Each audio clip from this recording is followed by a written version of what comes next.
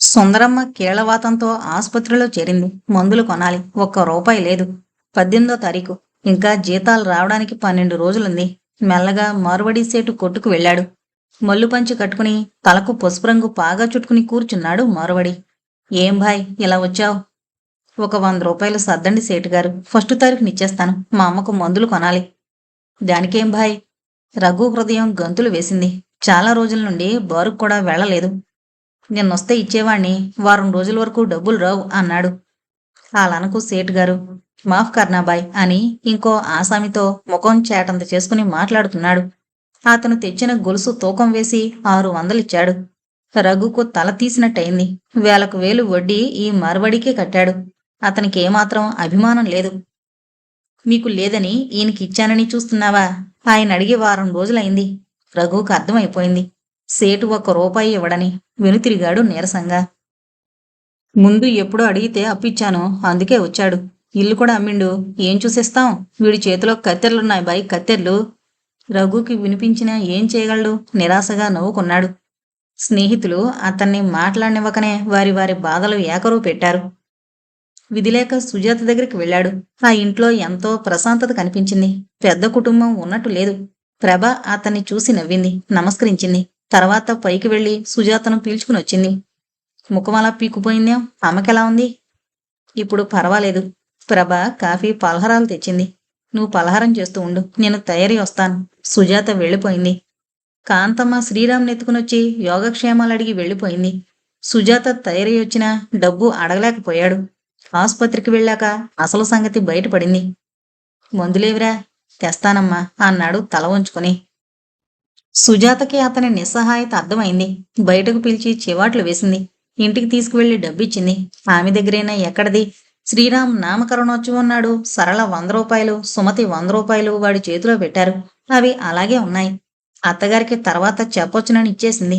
తల్లికి మందులు పళ్ళు కొన్నాడు. మిగిలిన డబ్బుతో చిత్తుగా తాగి ఇల్లు చేరాడు.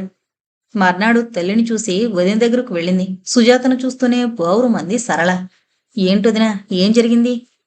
ఏం చెప్పను సుజా, మీ అన్నయ్య పూర్తిగా పతనం అయిపోయారు. తాగుడు అలవాటు చేసుకున్నారు.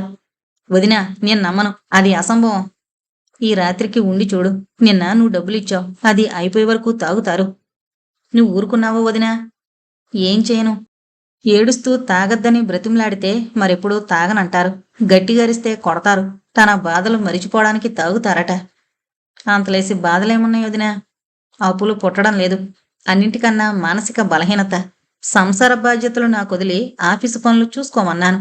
అది నామోషి అట. నిర్మల ఎక్కడో ఆశ్రమంలో ఉందట. అక్కడ తనలాంటి ఉంపుడుగత్తెలు ఆయనకు చాలా మంది ఉన్నారట. 100 రూపాయలు ఛార్జీల కింద పంపితే వస్తుందట. తనకు కడుపట. అది చూసి మీ అమ్మ మంచం ఎక్కారు. బాధెందుకు? ఇష్టపూర్వకంగా అతనికిచ్చారుగా. తల్లి తండ్రికి రాసుకోమనండి. అలాగే రాశాను. అతనేమో పోలీసుల బారి నుండి తప్పించుకోవాలని ఎక్కడెక్కడో తిరుగుతున్నాడట. తనను ఎవరూ బాగా చూడరట. ఏడవలేకపోయింది. అన్నీ ఈయన ఆలోచిస్తారు. దుర్మార్గుడైనా సరే మానసికంగా దృఢంగా ఉండాలి పురుషుడు అంది ఏడుస్తూ. ఇద్దరూ రఘు రాక కోసం ఎదురుచూస్తూ కూర్చున్నారు.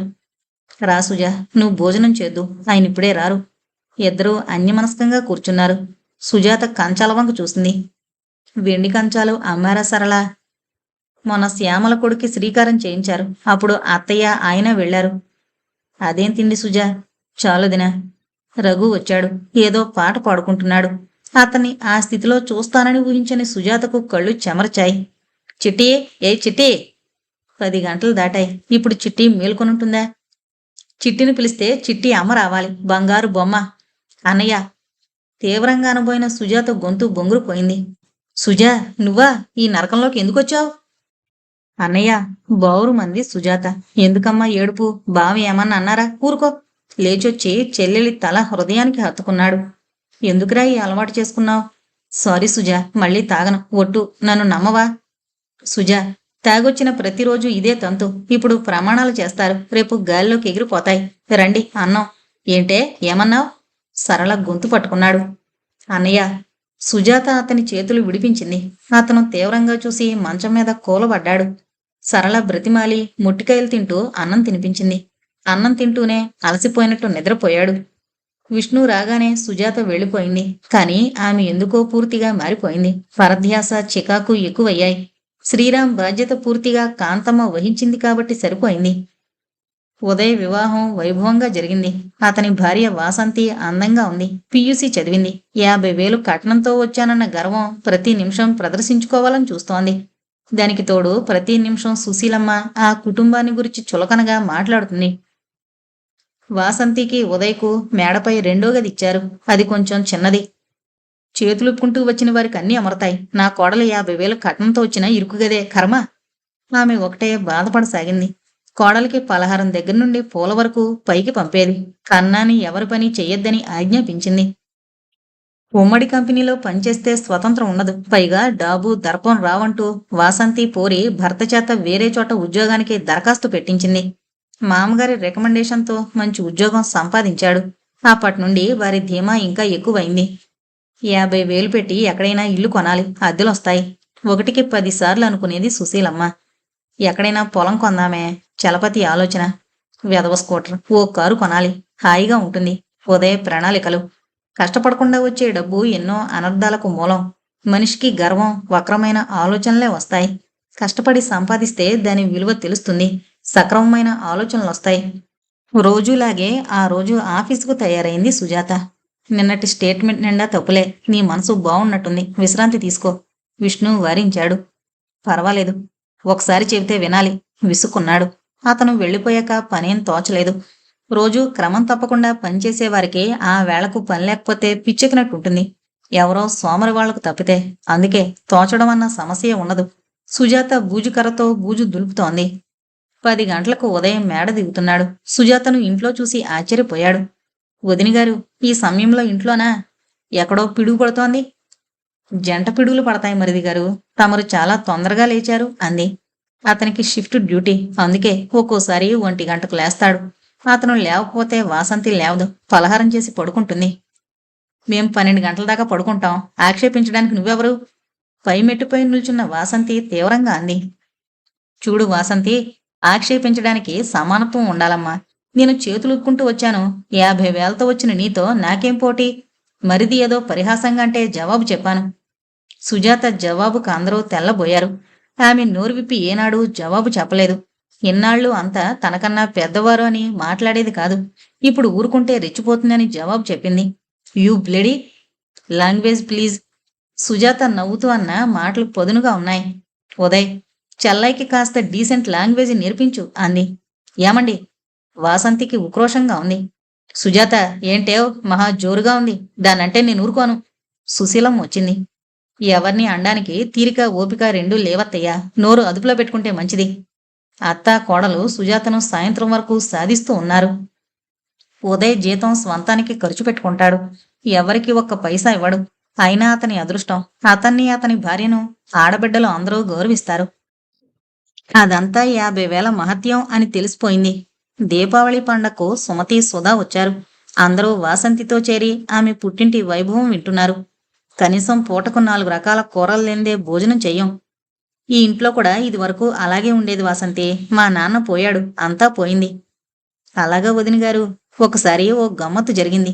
నేను ఒక చీర కొట్లో చూశాను. ఇంటికొచ్చి వెళ్లేసరికి అది అమ్ముడైపోయింది. మొత్తం విజయవాడ షాపులన్నీ గాలించారు. సాయంత్రానికి దొరికిందనుకోండి.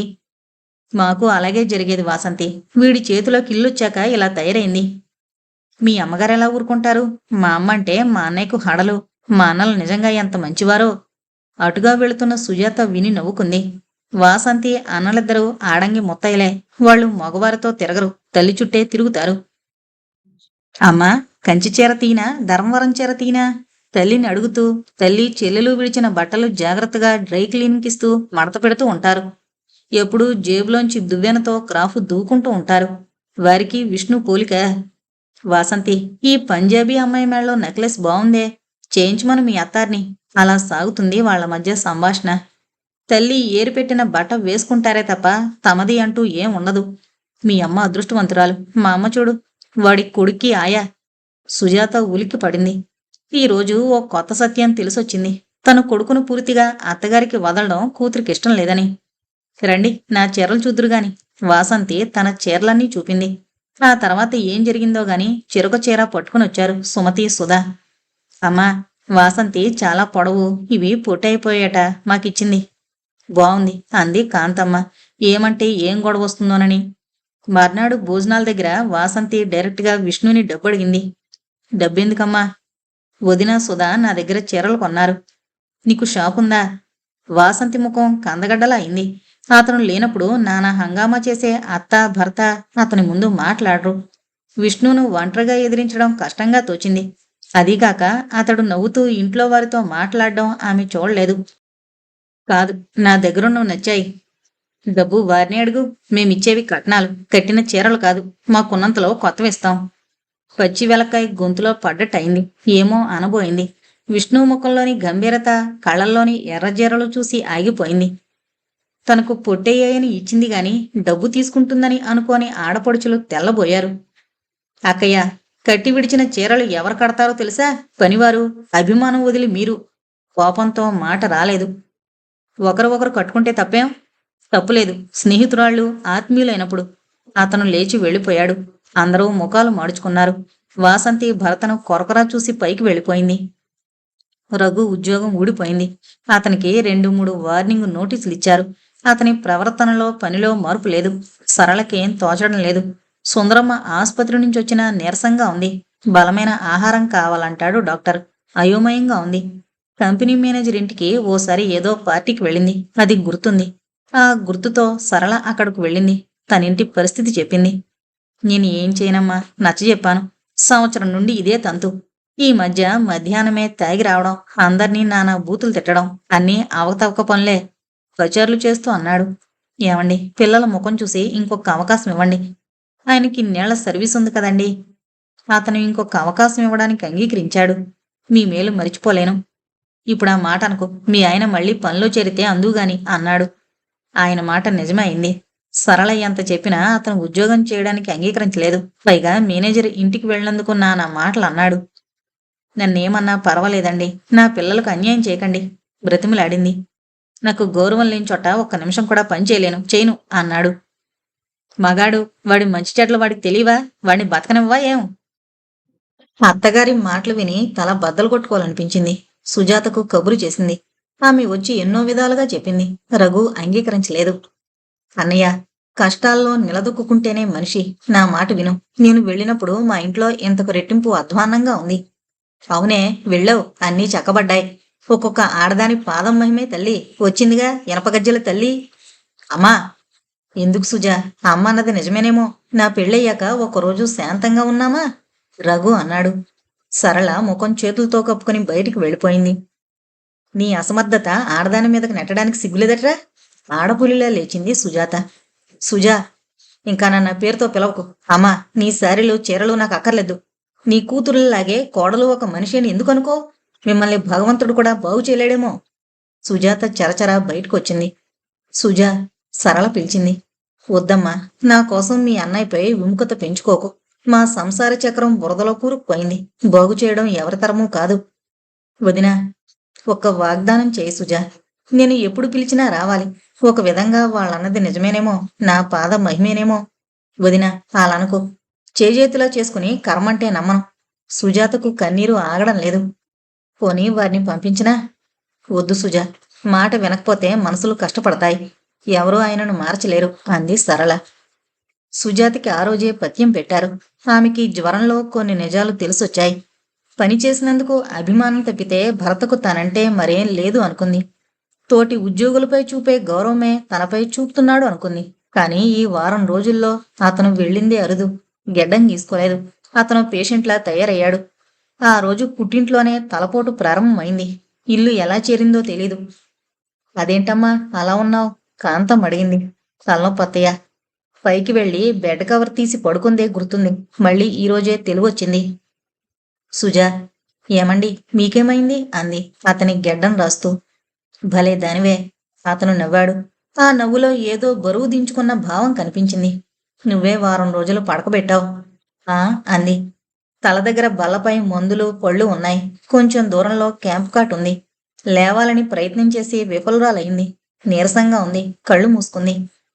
సుజా, పాలు తాగు. అతను తాగించాడు. ఒకవైపుకు దొర్లించి పక్క దులిపాడు. థర్మామీటర్తో జ్వరం చూస్తుండగా కాంతం వచ్చింది. ఎలా ఉందిరా? ఈ పూట పూర్తిగా తగ్గిందమ్మా, నార్మల్కి వచ్చింది అన్నాడు థర్మోమీటర్ దులుపుతూ. పెళ్ళైన దగ్గర నుండి జలుబు ఎరగని పిల్ల, హడలిపోయాను. తలవైపుగా వచ్చి జుట్టు సర్దింది కాంతమ్మ. నేనుంటాను, నువ్వు వెళ్ళి స్నానం చేసిరా. వారం రోజుల నుండి వేళకు తిండి లేదు. కొడుకుని లేవదీసింది. అత్తయ్య, శ్రీరామ్. విష్ణు పక్కున నవ్వాడు. ఎంతో తృప్తిగా, ఆనందంగా ఉందా నవ్వు?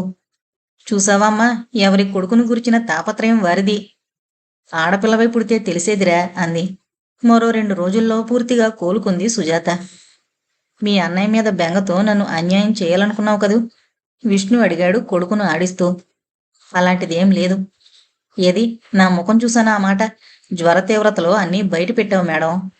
అతని భుజంపై తలవాల్చి కన్నీరు కరిచింది. అన్నయ్య సంగతి మీకు పూర్తిగా తెలీదండి.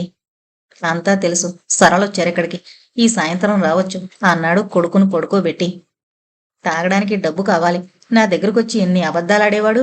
అతనిలా అవుతాడని ఊహించనేనా లేదు. అదిగో మళ్ళీ కన్నీరా. మనకు చేతనైతే ఏదైనా సహాయం చేయాలి. కాని అతనితో సమంగా మనం పిచ్చివాళ్ళమవుతామా? అతను ఆమె తల నిమురుతూ ఓదార్చాడు. అతని చేతుల్లో అలాగే ఉండిపోయింది. మర్నాడు సుశీలమ్మనే సూటిపోటి మాటల్లో భర్త ఈ వారం రోజులు తనపై ఎంత ఆదుర్దా పడ్డారో తెలుసుకుని ఆమె కళ్ళు కాంతివంతమయ్యాయి. వాసంతికి జ్వరాలంటే భయమట. ఏ హాస్పిటల్లోనూ చేర్పించగా ఇదేం కర్మ అంటూ గుణుక్కోవడం, ఉదయ్ కసురుకోవడం అన్నీ తెలిసాయి. తనకేం, ప్రాణమిచ్చే భర్త, అర్థం చేసుకుని ఆదరించే అత్త ఉన్నారు. ఆ సాయంత్రం టీ తాగుతుండగా భార్య కళ్ళతో హెచ్చరించగా ఉదయ్ తాము పట్నంలో కాపురం పెడతానని చెప్పాడు. అన్నయ్య, రోజూ వెళ్ళి రావడం కష్టంగా ఉంది. ఇక్కడ గది కూడా ఇరుగ్గా ఉంది. నేను సికింద్రాబాద్లో ఉంటాను. మంచి అభిప్రాయమే, అలాగే కానివ్వు. అందరూ తెల్లబోయారు.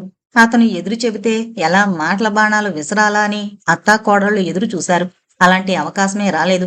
విష్ణు ఈ వారం రోజులు ఇంటి పట్టున ఉన్నందున చాలా విషయాలు తెలిసాయి.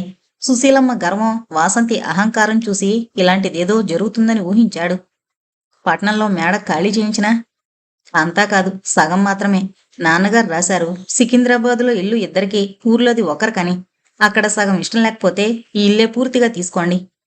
నేను పంచమని అడగలేదు. నువ్వు అడగకపోయినా చెప్పాల్సిన బాధ్యత నాపై ఉంది. పొలాలు కూడా 3 భాగాలు చేసున్నాయి. ఏది ఇష్టమైతే అది తీసుకోండి. వ్యాపారం చూసుకోవాలనుకుంటే దానికి తగిన అప్పులున్నాయి. రేపు సాయంత్రం ఆఫీస్కి రా, చూసుకుందాం. అది కాదన్నయ్యా, కంగారు పడ్డాడు. పొలాలవి పంచడం దేనికన్నయ్యా? అమ్మ నాన్న ఇక్కడే ఉంటారు. రాజీవ్కు నువ్వంటే భయం. చూడు ఉదయ్, అమ్మా నాన్న నాకు పరాయవారు కారు. నా హయాంలో వారు కష్టపడ్డారు. కొన్నాళ్ళు సుఖపడి. విష్ణు లేచాడు. ఉదయ్ పని ఇరకాటంలో పడింది. ఆముదం తాగినట్టు ముఖం పెట్టింది వాసంతి. భర్త వంక కొరకొరా చూస్తోంది. సుశీలమ్మ సామాన్లు ఏరి ఎంచి పెట్టుకుంది. కాంతమ్మ చూస్తూ ఉండిపోయింది. చూడకయ్యా, తర్వాత మేము అది పట్టుకుపోయాం ఇది పట్టుకుపోయాం అని అందరిలో అనద్దు. నాకేం ఆడపిల్లలున్నారా? ఎంత తీసుకున్నా తక్కువే. సుశీల, ఎందుకే ఆ మాటలు? మమతాబంధాలే విడిపోగా వస్తువులుండి ఉద్ధరిస్తాయా? నీకేం కావలిస్తే అది పట్టుకుపో. ఆమెకు దుఃఖం ఆగడం లేదు. తానెంత అపురూపంగా ఉదయని రాజీవిని పెంచింది. రెక్కలొచ్చిన పక్షులు ఎగిరిపోతున్నాయి. సామానంతా లారీలలో పేర్చారు. పలహారం చేసి బయలుదేరడమై తరువాయి. అందరూ బల దగ్గరకొచ్చారు. విష్ణు మాత్రం రాలేదు. అతని కోసం కాచుకోవడం పరిపాటి. అతనైనా అంతే. ఎవరు రాలేదా అని చూసి మరీ పిలుస్తాడు. వాసంతి కూర్చుని వడ్డించుకోసాగింది. అన్నయ్య రాని. ఏం, ఆయనొచ్చి ప్రారంభోత్సవం చెయ్యాలా? నేనేం గతిలేక రాలేదు, అందరికీ భయపడ్డానికి అంది ఓరగా సుజాత వంక చూస్తూ. జ్వరంతో పాలిపోయిన సుజాత చెక్కిళ్లు మరీ పాలిపోయాయి. ఏమో అనాలని తలెత్తింది. షర్టు చేతి గుండీలు పెట్టుకుంటూ విష్ణు మేడ దిగాడు. ఆమె చూపులోని రోషం, నిస్సహాయత గమనించాడు. ఉదయ్, దర్జీవాడు మనల్ని నాగరికులను చేయగానే నాగరికులం కామురా. మన మాట చేతల్లోనూ నాగరికత కనిపించాలి. చిన్నది, వాసంతికి తెలియకపోతే నువ్వు చెప్పాలి అన్నాడు నవ్వుతూ. వాసంతి వేసుకున్న లుంగి వంక చూస్తూ ఉదయ్ తల ఉంచేశాడు. అదేం కర్మో, ఎంత తీవ్రంగా జవాబివ్వాలనుకున్నా విష్ణును చూస్తేనే మాటలు రావు వాసంతికి. గతిలేని మాకు మేడలు కార్లు తెచ్చావు కదా వాసంతి, చాలా జాగ్రత్తగా మాట్లాడాలమ్మా. నీ 50,000 కట్నం నీకే ఉందిగా. గతిలేని వారికి వాటా ఇచ్చావా? ఎవరో నీ మాట సై అన్నారని రెచ్చిపోయి మాట్లాడకమ్మా. నీ మాటలు నీకు తృప్తినిస్తాయా? ఆలోచించాలి. అదే నా చెల్లెళ్ళైతే 2 చెంపలు వాయించేవాణ్ణి. వెళ్ళేటప్పుడు మనస్తాపలొద్దు. ఇక నుండి పదాలు జాగ్రత్తగా వాడు. అతను పలహారం మొదలు పెట్టగానే అందరూ ప్రారంభించారు. రాజీవ్ చాలా ఉదాసీనంగా ఉన్నాడు. భార్యను చూడగానే ముఖం పక్కకు తిప్పుకున్నాడు రఘు. సంతోషంగా వచ్చిన సరళ నీరుగారిపోయింది. నా ముఖం అంత అసహ్యంగా ఉందా? మాట్లాడరేమండి. మీరు నాపై ఇంత విముఖత ఎందుకు పెంచుకున్నారో అర్థం కావడం లేదు. పోనివ్వండి, నా పాద మహిమే మిమ్మల్ని వెంటాడుతుందనుకుంటే నేను వెళ్ళిపోతాను. మీరైనా బాగుపడితే సంతోషం. సరళ, బాధగా ఉంది అతని గొంతు. నీపై విముఖత కాదు, నాపై నాకే అసహ్యంగా ఉంది. దినమంతా పిల్లలకు గంజినీళ్లు పోసే నిన్ను అమానుషంగా కొడుతున్నాను, హింసిస్తున్నాను. అలా ఆలోచించి మనసు పాడు చేసుకోవడం కంటే పరిష్కార మార్గం ఆలోచిస్తే మంచిది కదా. అనుకున్న దానికి కట్టుబడలేకపోతున్నాను. మనోనిబ్బరం అలవరుచుకోండి. ప్రయత్నిస్తే ఉద్యోగం దొరకపోదు. అతను లేచి కూర్చున్నాడు. నాకెవరిస్తారు సరళ? ఆ రోజు నీ మాట వింటే. చెప్పాను కదండి, గతం మరిచిపోమ్మని. సుజాత వాళ్ల వర్క్ షాప్లో క్లర్క్ పోస్టు ఖాళీగా ఉందట. మీరు వెళతానంటే సంతోషిస్తారు. ఆడపిల్ల చేతి కింద. ఏంటండి మీ ఆలోచన? ఎవరైతే మనకేం, పని చేస్తాం, జీతం ఇస్తుంది. అయినా మీకే ఆ భేదభావం. ఆ అమ్మాయికి మీరంటే ఎంత అభిమానం. మీ గురించి ఆలోచించి ఆలోచించి మంచం పట్టింది. నన్నేం చేయమంటావు? అన్ని చోట్ల అభిమానం పనికిరాదంటాను. ఆడదాని సంపాదనపై బ్రతుకుతున్నవాడికి ఇంకా అభిమానం ఎక్కడుంది? మీరలా అపార్థం చేసుకుంటే నేను చెప్పాల్సిందేమీ లేదు. అది మీ తప్పు కాదు. కష్టాల్లో కాలుతున్న మనిషికి ప్రపంచమంతా శత్రువుల్లాగే కనిపిస్తారు. మీకోసం కాదు, పిల్లల ముఖం చూసి అంగీకరించండి అంది. ఆమె కళ్ళు వర్షిస్తున్నాయి. సరే అన్నాడు భారంగా నిట్టూరుస్తూ. వద్దండి, మనిషిని దారిద్ర్యం కంటే ఆ ఫీలింగ్స్ చెండుకు తింటాయి. అతను రాత్రి నిశ్చింతగా నిద్రపోయాడు. మర్నాడు గెడ్డం గీసుకుని ఉన్నవాటిల్లో మంచి డ్రెస్ వేసుకుని తయారయ్యాడు. రోజు ఆప్యాయంగా మాట్లాడే సుందరమ్మ ఆ రోజు ముభావంగా ఉంది. కొడుకు వెళ్లడం, గంట తర్వాత తిరిగి రావడం చూస్తూనే ఉంది. అతనొచ్చి భార్య దగ్గర స్టూల్ వేసుకుని కూర్చున్నాడు. సరు, చిన్నవాడైనా విష్ణు చాలా మంచివాడు. బాధ్యతగా పనిచేస్తే భాగమిస్తాడట. మీరు జాగ్రత్తగా చెయ్యండి పని. మేడలో మిద్దెలు అక్కర్లేదు. చిట్టిని రాజును ప్రయోజకులు చేస్తే చాలు. రేపొచ్చి నాకు పని చూపిస్తారట. ఈ రోజు వాళ్ళు బయటికి వెళుతున్నారు. అన్ని చోట్ల తిరగడానికి సమయం ఉంటుంది. అమ్మను చూడ్డానికి టైమే ఉండడానికి. తల్లి దీర్ఘం తీసింది. లేదమ్మా, వాళ్ళు ఆడబిడ్డకు సంబంధం చూస్తున్నారట, అందుకు వెళ్లారు. లేకపోతే క్షణం తీరిక ఉండదట. స్వయంగా అత్తగారే చెప్పారు. అవునులే, జీతం బత్తిన లేని నౌకరుగా ఈ పిచ్చి సన్యాసి కాబట్టి చేస్తోంది. అందుకే 4 ముఖం మెప్పు మాటలంటారు అంది. మనింట్లో అది లేదుగా అనుకుంది సరళ. ఆమె వెనకాలే పెరట్లోకి వెళ్ళాడు. రోజు మధ్యాహ్నం తినడానికి ఏదైనా చేసివ్వాలి మేడం. Yes sir. మీరు అడిగింది ఏది కాదన్నాను. ఇద్దరూ నవ్వుకున్నారు. పిల్లలు తల్లి బడికి వెళ్ళిపోయాక రఘు తన బట్టలు పుస్తకాలు సర్దుకున్నాడు. ఆ సాయంత్రం చాలా రోజుల తర్వాత సంతోషం వెల్లివిరిసింది. పిల్లలు తల్లి తండ్రి ఆనందంగా గడిపారు. నాన్న, నాకు మిఠాయి. చిట్టి మారం చేసింది. నాకు పెన్సిల్ డ్రాయింగ్ పుస్తకం కావాలి నాన్న, రాజు అడిగాడు. అలాగేలేండి. సరళ, 1 రూపాయి తీసుకువెళ్ళి స్వీట్స్ తెస్తాను. అలాగే, త్వరగా వచ్చేయండి అంది. ఆమె పెరట్లో ఇంటామెతో మాట్లాడుతోంది. అద్దె కట్టక 2 నెలలైంది. తప్పక భర్త జీతం రాగానే ఇస్తానని చెప్పింది. అతను గుమ్మం దగ్గరకొచ్చి ఆగిపోయాడు. ఎవరో భిక్షగత్తెలా ఉంది. చింపిరి జుట్టు, మాసిన గుడ్డలు, చంకలో అస్థిపంజరాన్ని గుర్తుకు తెచ్చే పసిపాపతో నిలబడుంది. ఎవరు? మావయ్య. ఎంతో ప్రయత్నం మీద అనగలిగిందా ఆకారం. నిర్మల పడబోయిన ఆకారాన్ని పట్టి ఆపాడు. ఒళ్ళు సలసలా మసిలిపోతుంది. అతని అరుపు విని సుందరమ్మ, సరళ ముందు గదిలోకొచ్చారు. అప్పటికే ఆమెను నడిపించుకునొచ్చి మంచంలో పడుకోబెట్టాడు. చేతిలోని పిల్లాన్ని పక్కన పడుకోబెట్టింది. శక్తి లేనట్టు ఏడ్చాడు. సరళ వెళ్లి తొందరగా కాఫీ చేసి తెచ్చి తాగించింది. అదే కాఫీ చెంచాతో పిల్లాడి నోట్లో పోసింది. అయ్యో, నీకిదేం కర్మ? సుందరమ్మ గుండెలు బాదుకుంది. ఎందుకే ఏడుస్తావు? చూడు, వీడు లోక కళ్యాణానికే జన్మించిన కారణజన్ముడు. లోకమాతను కదూ. అందరూ నన్ను పూజించండి. హహహా. నీరసంగా నవ్వింది నిర్మల. ఏంటే నిర్మల? అయ్యో. అమ్మమ్మ కావు, నా పాలిట మృత్యుదేవతవు. ఇంకా పాదపూజలు చేయించవే. నిర్మల, నువ్వు కాసేపు కళ్ళు మూసుకుని పడుకో. నిర్మల తల నిమురుతూ కూర్చుంది సరళ. రఘు తీక్షణంగా చూస్తున్నాడు. అతని ముఖం 10 లంకణాలు చేసినట్టయింది. మావయ్య, అలా చూడకు, అసహించుకోకు. గౌరమని ఏడ్చింది. స్పృహ తప్పిపోయింది నిర్మల. రాజా, 4 ఏళ్లవతల రాజన్ అనే డాక్టరున్నాడు, పిలుచుకురా. సరళ రాజాతో అంది. నేను పిలిస్తే వస్తాడా? నా పేరు చెప్పు, త్వరగా వెళ్ళు. రాజా పరిగెత్తాడు. రఘు భార్యను తీక్షణంగా చూశాడు. రాజన్ నీకెలా తెలుసు? అతనికో విధవ చెల్లెలుంది. ఆవిడ నాతో పనిచేస్తుంది. 1, 2 సార్లు ఇద్దరికీ లిఫ్ట్ ఇచ్చాడు. చాలా మంచివాడు. ఎప్పుడైనా అవసరమైతే పిలవమన్నాడు. మరి మొన్న అమ్మకు జబ్బు చేస్తే పిలవలేదేం? బావున్నాయి మీ యక్ష ప్రశ్నలు. మీ అమ్మ స్పృహ తప్పిపోయారా? నిర్మల స్థితి బావుండలేదని పిలిపించాల్సొచ్చింది. బహు ఇంకేమో అనబోయాడు. నిర్మల మూలుగుతూ ఏదో గొణుక్కుంటోంది. ఆదుర్దాగా నిర్మల నిర్మల అంటూ పిలవసాగింది. డాక్టర్ వచ్చాడు. రాజు కరెక్ట్గా వర్ణించాడు పేషెంట్ని. ఏం జరిగింది? నాకేం తెలీదు డాక్టర్ గారు. ఇప్పుడే వచ్చింది ఊరు నుండి. అతను పరీక్ష చేసి తల్లికి పిల్లాడికి చెరో ఇంజెక్షన్ చేశాడు. కళ్ళు విప్పింది నిర్మల. అతను వెళ్ళబోతూ సరళ ఇలా రామ్మా. అతని వెనకే బయటకు వెళ్ళింది. అతను పెదవి విరిచాడు. మందులు దండగమ్మా. క్షణంలో అతను పూర్తి చేయలేకపోయాడు. మీరేం చేస్తారు? మీ సహాయానికి చాలా థ్యాంక్స్. పర్వాలేదు. అవసరం అనుకుంటే కబురు చేయమ్మా. అడిగితే పాలివ్వు. రేపటి వరకు క్షేమంగా ఉంటే ఏదైనా ట్రీట్మెంట్ ఆలోచిద్దాం.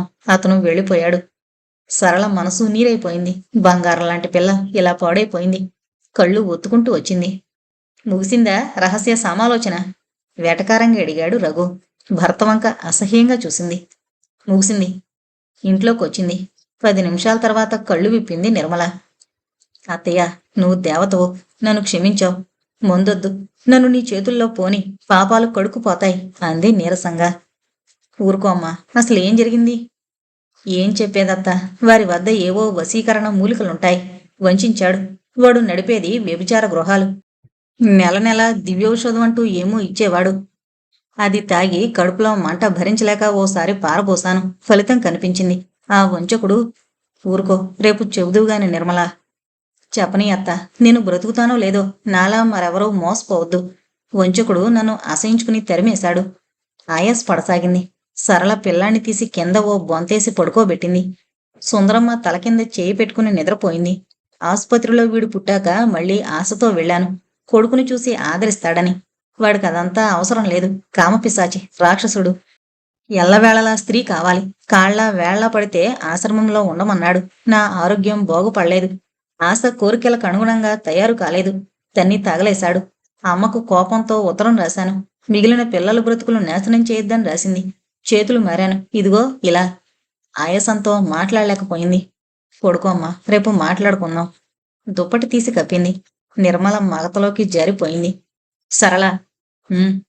ఈ రోజుల్లో డాక్టర్లు ఫీజిచ్చినా రావడానికి తటపటాయించే కాలంలో ఒక ఆడది పిలిస్తే అందులో కుర్రాడి చేత కబురంపితే రావడంలో అర్థమేమిటి? ఏమో, మీకే తెలియాలి. మీ ఇద్దరి మధ్య చాలా చనువు ఉండాలి. ఆ మాట అనడానికి సిగ్గుపడాలి మీరు. నేను నిన్ను చేసుకున్నందుకే సిగ్గుపడాలి. అది రోజు అనే మాటేగా. వెళ్ళి వదిన గారికి టెలిగ్రామ్ ఇవ్వండి. సరళ పర్సు పెట్టే గాలిస్తే 2 రూపాయలు దొరికాయి. అతని దగ్గర ఓ రూపాయి ఉంది. అంతా కలిపి టెలిగ్రామ్ ఇవ్వమని చెప్పింది. ఆ రాత్రి టెలిగ్రామ్ ఇవ్వాలంటే చికాకు పడ్డాడు. అయినా తప్పదు. పొద్దుటే వెళ్ళి సుజాతకి విషయం చెప్పి పనిలో చేరండి. పనిలో చేరకపోతే పొస్తుంటాను. నిన్నేం అడగలనే. విసురుగా వెళ్ళిపోయాడు. మర్నాడు ఉదయమే కాఫీ తెచ్చిన సరళ కెవ్వు మంది. నిర్మల శరీరం చల్లగా కర్రలా ఉంది. ఏంటంటూ భర్త అత్త రావడం చూసి బోరు మంది. నిర్మల పోయింది అంది. సుందరమ్మ శోకాలు మిన్నుముట్టాయి. నిర్మల శవాన్ని కిందకు దింపారు. నిర్మల తల్లిదండ్రులొచ్చాక దహన సంస్కారాలు జరిగాయి. ఆనాడేమో త్రిలోకనాథులు స్వాములు అంటూ దారాదత్తం చేసిన వారే ఈరోజు సరళను నిందించసాగారు.